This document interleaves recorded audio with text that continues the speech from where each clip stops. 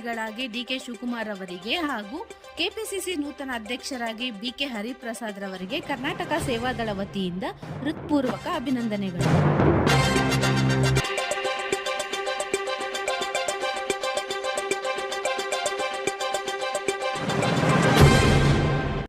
Sir, ನೂತನ ಮುಖ್ಯಮಂತ್ರಿಯಾಗಿ ಇವತ್ತು ಅಧಿಕಾರ ತಗೋತಾ ಇದ್ದಾರೆ ಡಿ ಕೆ ಶಿವಕುಮಾರ್. ನೀವು ಸೇವಾದಳ ವತಿಯಿಂದ ಏನು ಹೇಳ್ತೀರಾ ಸರ್?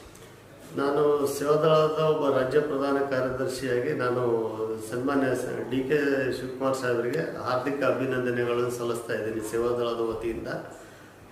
ವಿಶೇಷವಾಗಿ ಏನಂದರೆ ಅವರು ಕಷ್ಟಪಟ್ಟಿದ್ದು ಕೆಳಹಂತದ ನಾಯಕರಾಗಿ ಬೆಳೆದು ಈ ಒಂದು ಮಟ್ಟಕ್ಕೆ ಬಂದಿದ್ದಾರೆಂದರೆ ಅವರೊಂದು ಸಾಮಾನ್ಯ ಕಾರ್ಯಕರ್ತರಿಂದ ಈ ಒಂದು ಸ್ಥಾನಕ್ಕೆ ಅವರು ಕಷ್ಟ, ಶ್ರಮ, ಪರಿಶ್ರಮ ಕೂಡ ಇದೆ. ಅದರ ಜೊತೆಗೆ ಏನಂದರೆ ಈಗ ಅವರು ಚುನಾವಣೆ ಸಂದರ್ಭದಲ್ಲಿ ಎಲ್ಲ ಸಂಘಟನೆಗಳಿಗೆ, ಮುಖ್ಯವಾಗಿ ಸೇವಾದಳ ಸಂಘಟನೆಗೆ ನಾವು ಅಧಿಕಾರಕ್ಕೆ ಬಂದ ಮೇಲೆ ಒಂದು ಕೇಡರ್ ಬೇಸನ್ನು ಮಾಡ್ತೀವಿ ಅಂತಕ್ಕಂಥದ್ದನ್ನು ಮಾತನ್ನು ಕೊಟ್ಟಿದ್ರು. ಮತ್ತು ನಿಗಮ ಮಂಡಳಿಗಳಲ್ಲಿ ಆದ್ಯತೆಯನ್ನು ಕೊಡ್ತೀವಿ ಕಾರ್ಯಕರ್ತರಿಗೆ ಅಂತ ಮಾತನ್ನು ಹೇಳಿದರು.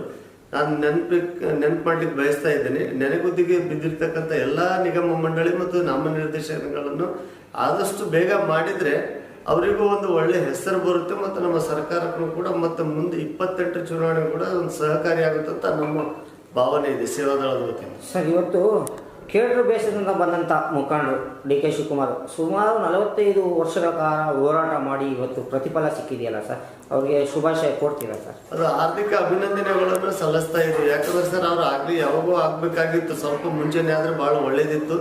ಈಗಾದರೂ ಆಗಿದೆಯಲ್ಲ, ಅದಕ್ಕೆ ನಾವು